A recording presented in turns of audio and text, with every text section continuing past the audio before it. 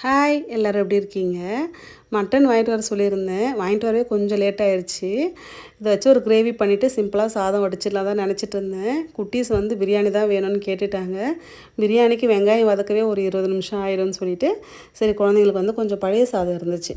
அதை நானும் கொஞ்சம் சாப்பிட்டு குழந்தைங்களுக்கு கொஞ்சம் ஊட்டி விட்டோன்னா கிச்சனில் வந்து ரெடியான்னு கேட்க மாட்டாங்க. இல்லாட்டி வந்து கிச்சனில் 10 வாட்டி நடப்பாங்க. நமக்கும் வந்து கொஞ்சம் டென்ஷன் ஆகிற மாதிரி இருக்கும். ஐயோ குழந்தைங்களுக்கு பசி எடுத்துருச்சுன்னு சொல்லிட்டு நல்லா வயிற்றுக்கு ஃபில்லிங்காக கொடுத்துட்டு பொறுமையாக நம்ம சமைக்கலாம்னு சொல்லிட்டு தான் இந்த வேலையை பார்த்தேன். மட்டன் வந்து நல்லா வாஷ் பண்ணிவிட்டு கொஞ்சமாக உப்பு, தனி மிளகாய் தூளும், இஞ்சி பூண்டு பேஸ்ட்டும் போட்டிருக்கேன். நல்லா காரம்லாம் பிடிச்சி வந்தால் பிரியாணியில் வந்து எடுத்து சாப்பிட பீசஸ்லாம் நல்லாயிருக்கும்.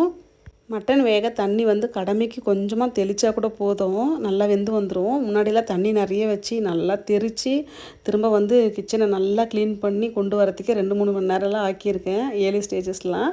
இப்போ வந்து பழகி எல்லாம் ட்ரிக்ஸு எல்லாமே கற்றுக்கிட்டு சமையலில் ஓரளவுக்கு நான் இப்போ கொஞ்சம் பாஸ் ஆகிட்டேன்னு நினைக்கிறேன். டின்னருக்கும் பிரியாணி தான் கொஞ்சம் ஏர்லியாக வந்து குழந்தைங்களுக்கு ஊட்டி விட்டலான்னு பிளான் பண்ணி தான் சமைச்சிட்டு இருந்தேன். குழந்தைங்களுக்கு இந்த ஹாலிடே ஒர்க்லாம் கொடுத்துருந்தாங்க. அதெல்லாம் கொஞ்சம் இன்கம்ப்ளீட்டாகவே இருக்குது. அதெல்லாம் உட்காந்து பண்ணுறதுக்கு நிறைய நேரம் எடுக்கும். அதனால தான் வந்து 2 வேளைக்கும் சேர்த்தே சமைச்சிட்டேன். அது என்னவோ எல்லாமே பெண்டிங்கில் வச்சுட்டு லாஸ்ட் மினிட்ல முடிக்கிறதே எனக்கு பெரிய வேலையாக போச்சு. தேங்க்ஸ் ஃபார் வாட்சிங்.